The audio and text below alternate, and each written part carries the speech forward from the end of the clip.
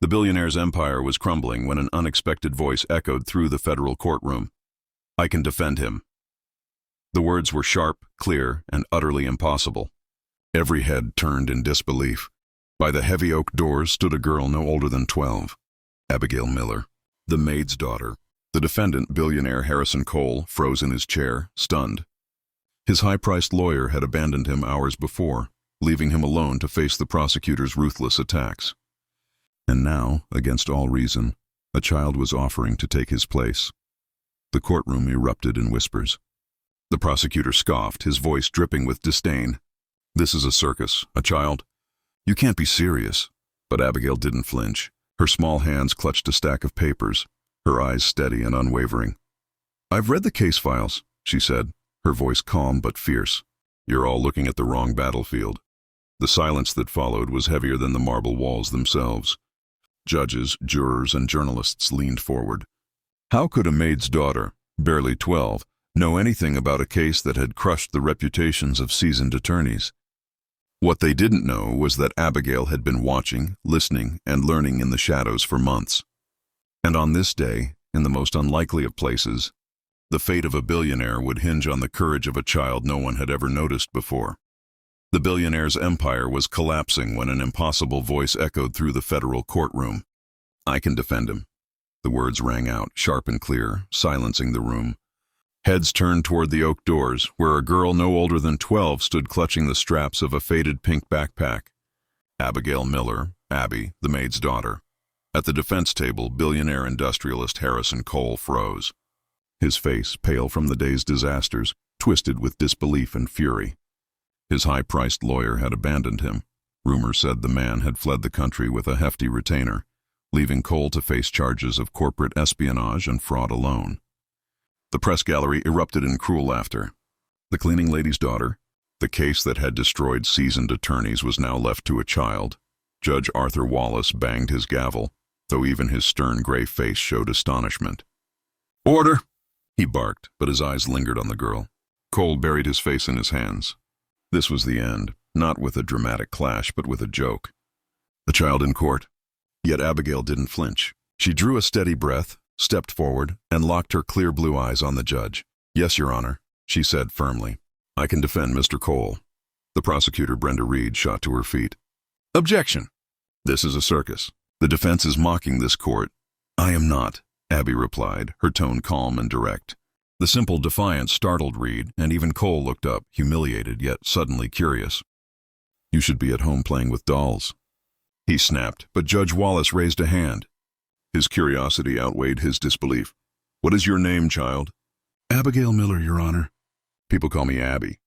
"And what makes you think you can defend a man in a multi-billion-dollar fraud case?" "I've read the case files," Abby answered. "My mother is Mr. Cole's housekeeper." His lawyer threw the files away. "I found them. And you're all looking at the wrong battlefield." The odd phrasing stilled the courtroom. Even the judge leaned closer. Abby lifted her chin. "My grandfather was General James Miller. He used to say, 'Never fight the battle your enemy expects. Find the one they don't know they're in.' Everyone's focused on the Titan contract and the forged signatures. But the war was lost in the supply lines." Gasps rippled through the room. Abby explained calmly that Peter Finch, Cole's assistant, had been meeting Titan executives for months, leaking information. The forged signature wasn't the first shot, it was the last. He was already surrounded. For the first time, the prosecutor faltered. The judge studied Abby in silence, the laughter in the gallery replaced by an uneasy respect. Finally, he spoke. "As Mr. Cole's counsel has failed to appear, the court faces a difficult position. Under my supervision, for this preliminary hearing only, I will allow Miss Miller to speak on his behalf." The prosecutor protested, but the judge silenced her. Cole stared at the girl, absurd, humiliating. Yet in his drowning desperation, she was the only lifeline offered. Slowly, he nodded. "Fine," he croaked. "Let the girl talk." Abby walked forward, her sneakers whispering across polished marble. She placed her worn backpack on the gleaming table beside Cole. For a fleeting moment, she looked as though she belonged. That night, in their cramped apartment, Susan Miller paced in shock. "Abby, I don't understand. Talking about battlefields, supply lines, that's just your grandpa's stories." "They're not just stories," Abby replied, sketching patterns on scrap paper. Strategy is seeing what others miss. Everyone looks at the middle of the case. I look at the edges. Her paper wasn't a doodle. Circles marked Cole, Titan CEO Marcus Thorne, and witnesses. A dotted line connected Finch, the assistant, directly to Titan. Abby tapped the gray circle. This is where we need to look. People like him don't disappear. They go somewhere. The next morning, she convinced Cole to let her search Finch's office. It was stripped bare, just as he had said, but Abby methodically examined every corner. In a forgotten trash can, she found a crumpled page with a crude bridge drawing and the numbers 4815. He drew this for a reason, she whispered. Grandpa said the truth hides in what people throw away. That night, the phone rang. Susan answered, trembling as Abby insisted on speaker. A distorted voice rasped through the line. Your daughter was loud in court. Some people don't like loud children. Tell her to stop playing in a grown-up's game or she'll get hurt. The line went dead. Susan's hand flew to her mouth. Abby sat still, her eyes sharp and calm. She knew then this was no game. The battle had only just begun. The medical bills on the counter suddenly seemed insignificant compared to this new danger. Susan trembled after the threatening phone call, but Abby calmly pinned the crumpled drawing of the bridge to the corkboard. At just 12 years old, her face held a determination far beyond her years. They're scared, she whispered, as though the threat confirmed she was on the right path. She recognized the bridge from memory and connected the strange numbers to a landmark she had once seen. The Westchester Arch Bridge, an old stone structure 30 miles north. Near it stood Archway Private Storage. Abby was certain Peter Finch had hidden his ammunition there. The next morning in court, Prosecutor Brenda Reed delivered a crushing presentation of emails, phone records, and expert testimony, painting Harrison Cole as a desperate fraudster who had forged a billion-dollar contract to save his collapsing empire. The room was grim, reporters scribbling as Cole sat motionless, his empire seemingly lost. When it was Abby's turn, she didn't deny the evidence outright. Instead, she explained calmly that every fortress had a secret door, something overlooked. She asked the handwriting expert peculiar questions, not about the signature itself, but about the ink, digital replication, and timestamps. Her words were not strong enough to dismantle Reed's fortress, but they created cracks. Then she made her boldest claim. The real evidence lay hidden in Storage Unit 4815 at Archway Private Storage, 30 miles away. Reed scoffed, laughing at the idea of a child basing a defense on a storage locker. But Judge Wallace, intrigued by her logic, ordered the unit to be unsealed and adjourned court for 24 hours. That afternoon, Abby rode silently beside Cole in a court-assigned car. He said nothing, staring out the window, while Abby studied Finch's crude sketch as if it were a treasure map. At Archway, a bailiff cut open the lock to reveal a nearly empty storage unit containing only a fireproof safe. Abby quickly dismissed the obvious number 4815 as too simple a code. Instead, she thought like Finch, recalling her grandfather's lesson that codes weren't about complexity, but memory. Searching her mind, she remembered the Westchester Arch Bridge plaque from her school trip, the year it was built, 1927. Slowly, she turned the safe's dial, 1927. With a heavy click, it opened. Inside lay a laptop and a thick manila envelope, immediately taken into evidence. Back in court the next day, the atmosphere was electric. The forensic team revealed that the laptop contained encrypted files documenting Peter Finch's betrayal. For over a year, he had sold Cole's trade secrets to Titan Corporation, keeping detailed ledgers, emails, recordings, and offshore banking records. The manila envelope contained the real contract along with digital scans of Marcus Thorne's signature, which Finch had used to create the forged one. The case against Harrison Cole collapsed instantly. Brenda Reed, humiliated, dropped the charges. The courtroom erupted in chaos as reporters rushed out, while Cole sat in silence, exhausted but free. For the first time, he looked at Abby not with disbelief, but with profound gratitude. As they left, Marcus Thorne's lawyer intercepted them, pretending his client, too, had been deceived by Finch.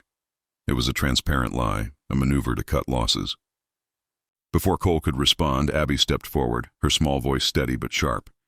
"Tell Mr. Thorne," she said, "that my grandfather always said when you find one rat in the barn, you don't stop looking until you've found the nest." The lawyer's smirk faltered, genuine alarm flickering across his face. Without another word, he turned and walked away, leaving Harrison Cole staring at the young girl who had not only saved his empire, but exposed a war no one else had dared to fight. Harrison Cole looked at Abby with a slow, genuine smile, the first she had ever seen from him. "Your grandfather and I would have gotten along well," he said quietly. That evening, Cole personally drove Abby and her mother home in his black Bentley, the car looking almost alien against their modest apartment building. Turning to Susan, he told her he knew about the crushing medical debts and that they were now paid in full. Susan broke down in tears of relief while Cole shifted his gaze to Abby. He offered her something extraordinary: leadership of his neglected foundation, a charitable trust meant to fund education and scholarships. Though only 12, Abby's mind, he said, was sharper than a room full of Ivy League degrees. She would decide where the money went, identifying children like her who saw the world differently and giving them a chance. Abby thought of her grandfather's lessons on strategy and truth. This was a new kind of war, one fought with opportunity, not weapons. With a small smile, she agreed. A month later, Abby stood in a corner office atop the Cole Industries Tower, her new nameplate reading Executive Director, the Cole Foundation. Her mother now worked there as well, leading community outreach, leaving behind her days of scrubbing floors. The foundation's first project was a sweeping investment in public school libraries, equipping them with cutting-edge technology. Abby personally vetted proposals, finding patterns and leverage points where money could make the greatest impact. One afternoon, Cole walked in with a newspaper reporting Titan Corporation's stock collapse amidst internal investigations. Marcus Thorne's empire was crumbling, just as Cole's once had. "Good," Abby murmured, eyes still fixed on the funding proposal in her hands. "A structure built on lies will always collapse." Cole watched her with a mix of awe and gratitude. Over the following months, the Cole Foundation, under Abby's leadership, grew into a quiet but formidable force. Abby treated every grant like a battle plan. Her office became a war room, one wall covered with maps dotted by pins: red for underfunded schools, blue for community centers, yellow for families buried in medical debt.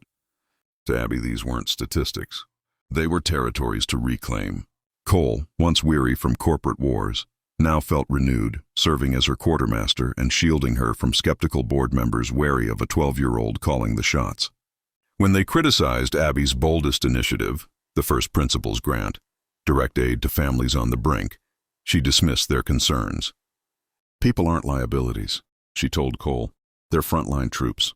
If you don't give them supplies, the army collapses." The results proved her right. Families rescued from eviction and medical debt began to rebuild. Children returned to school, and lives stabilized.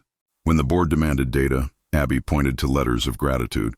Proof, she said, of missions successfully completed.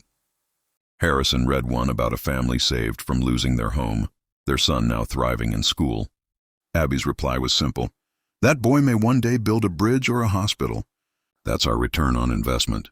We just think in longer timelines. Cole handled the board. Abby kept fighting, but enemies still lingered. Marcus Thorne had vanished from public life, his corporation dismantled.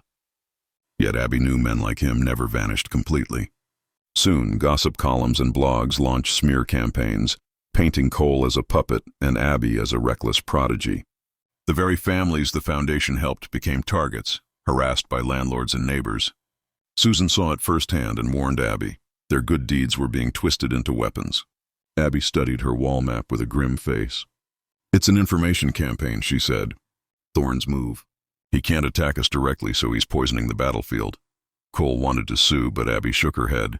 "Grandpa always said you don't wrestle with the swamp, you drain it." Her plan was audacious. Instead of countering lies with legal battles, they would drown them in truth. She proposed a documentary series, short, powerful films telling the real stories of the lives they had changed. Families freed from crushing debt, veterans regaining dignity, mothers escaping abuse. Cole immediately hired a top film crew, but Abby wasn't content to sit back. She stepped into the role of storyteller, interviewing families, shaping narratives, and turning the foundation's victories into undeniable proof. This was not charity. It was a new kind of campaign, and Abby was its general. Harrison Cole looked down at Abby, a slow smile spreading across his face. For the first time, she saw him truly smile. "I think your grandfather and I would have gotten along very well," he said softly. That night, he insisted on driving Abby and her mother Susan home. His black Bentley gleamed under the streetlights, pulling up like a spaceship outside their modest apartment. "Susan," he said, his voice steady but warm. "I owe you and your daughter more than I can ever repay. I know about your medical debts. Consider them paid in full." Tears filled Susan's eyes, relief breaking over her like a wave. She tried to speak, but Harrison stopped her gently. "You don't have to say anything." Then he turned to Abby. "I have a proposition for you. I've neglected my charitable foundation for years. I want you to run it." "Run it?" Abby blinked. "But I'm only 12. You have a mind that sees what others miss," Harrison replied. "That perspective is worth more than a dozen Ivy League degrees. I'll handle the legal side, but I want you to decide where the money goes. Find the kids like you, the ones who see the world differently, and give them a chance. Think of it as your new battlefield." Abby thought of her grandfather, General Iron Jim Miller. He had taught her that real wars weren't fought only with weapons, but with truth, strategy, and vision. She smiled faintly. "Okay, I'll do it." A month later, Abby stood in a glass-walled office atop the Coal Industries Tower. On her desk was a plaque, "Abigail Miller, Executive Director, the Coal Foundation." Her mother now worked there too, as head of community outreach. No more scrubbing floors in silence. Their first project, reviving neglected public school libraries with state-of-the-art technology. Abby pored over every proposal, mapping out where resources would make the biggest difference. When Harrison walked in one day holding a newspaper, his voice was grim. "Have you seen this? Titan Corp's stock is collapsing. Marcus Thorne's empire is crumbling." Abby didn't look up. "Good," she said flatly. "A structure built on lies will always collapse." Harrison realized then, this 12-year-old wasn't just saving him. She was dismantling his enemies quietly and completely. 6 months later, the Coal Foundation had become a force. Abby ran it like a general runs a war room. Maps covered her walls, red pins for struggling schools, blue for crime-ridden neighborhoods, yellow for families drowning in medical debt. She called them territories to be won back. The board of directors scoffed at taking orders from a child, but Harrison defended her fiercely, and Abby proved them wrong. When the foundation launched its boldest initiative, the First Principles Grant, which gave direct aid to families on the brink, the board balked. But Abby was firm. People aren't liabilities. They're soldiers on the front line. If you don't supply your troops, the whole army collapses. She backed it up with proof. A boy whose family they'd saved was now thriving in school, dreaming of building bridges one day, but not everyone celebrated their victories. Councilman Robert Morrison, a rising political star, stepped into the spotlight. At a press conference, he declared, "The Coal Foundation acts like a rogue state. Millions poured into communities without oversight. It's dangerous, unaccountable, and reckless." Harrison scowled at the screen. "He's twisting our greatest strength into a weakness." Abby studied Morrison closely. His tone, his smile, it was too perfect. "Grandpa said always know your enemy's supply lines," she whispered. "Morrison needs votes and donors. Let's follow the money." For days she worked in silence, mapping connections between his speeches and real estate deals. Finally, she showed Harrison her board. Morrison was tied to Argent Properties, a shell company quietly buying land in the very neighborhoods the foundation was saving. Their plan was simple: discredit the foundation, destabilize families, then gentrify the land for luxury condos. Harrison's face darkened. "Classic raider tactics, and I'll bet if we dig deep enough, Thorne is behind it." Abby shook her head. "Thorne was the old war. This is the new one, and we won't fight on his terms. We won't attack his fort. We'll make it irrelevant." Her plan was bold. First, fortify their position. The foundation would release new films, not about individuals, but about the neighborhoods themselves. Block parties, small businesses, community gardens. A reminder that these weren't blighted zones, but living communities worth defending. The second prong? A counterattack so audacious even Harrison was stunned. Abby wouldn't just expose Morrison. She would outmaneuver him with the one thing politicians fear most: truth. Wrapped in hope, the child who once whispered, "I can defend him in a federal courtroom," was now preparing to defend entire communities. And for the first time, Harrison Cole knew she wasn't just his savior. She was his general. Abby's voice carried the weight of certainty as she declared, "We are going to partner with Councilman Morrison." Harrison froze, staring at her in disbelief. "I'm sorry, I thought you just said we were going to partner with the man who's been trying to destroy us." Abby's eyes gleamed. "Exactly. We'll praise him publicly for his commitment to oversight, then propose the creation of a new independent community investment board, funded by us but controlled by the people. And, she added, her tone sharp with brilliance, we'll ask Morrison to co-chair its creation. He'll have no choice but to support the very structure that blocks his donors forever. Harrison laughed, astonished. It was a trap of pure goodwill. Refuse and Morrison looked like a hypocrite. Accept, and he'd be forced to dismantle his own agenda. The campaign launched.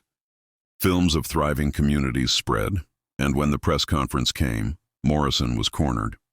On live TV, with cameras flashing, he smiled stiffly and said, "Of course I'd be honored." The battle was over before it began. Morrison's influence collapsed, Argent properties retreated, and the neighborhoods were fortified. Later, Harrison sat in Abby's office as she replaced red pins with green on the city map. "I'd have gone for revenge," he admitted. Abby shook her head. "Grandpa taught me victory isn't destroying your enemy. It's convincing your enemy to help you build your world. We can't just win. We have to be worthy of the victory." Years passed. Guided by Abby's vision and Harrison's resources, the Cole Foundation became the city's pillar. Community boards flourished, building resilience against exploitation.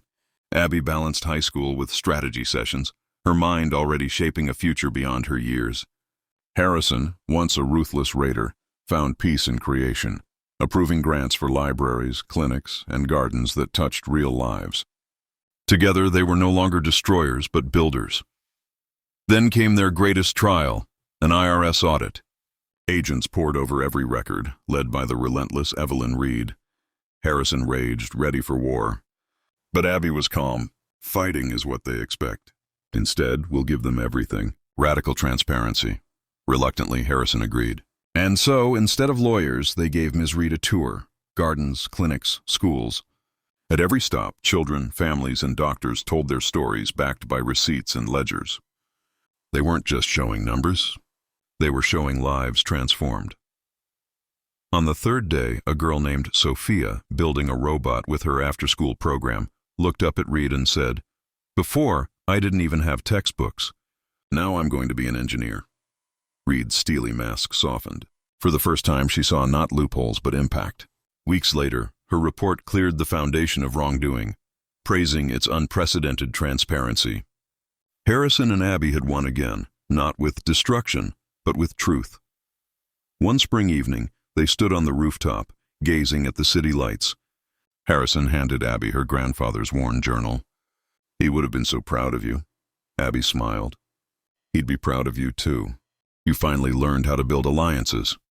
Looking at her, now a young woman, ready for college yet still leading the foundation, Harrison knew this was only the beginning. She had once declared, "I can defend him," a child's voice ringing in a courtroom. She had defended far more than him. She had defended families, neighborhoods, and hope itself. The legacy of Iron Jim Miller lived on, carried not through battles or empires, but through Abby, a new kind of general for a new kind of war. And her campaign to build a just world had only just begun.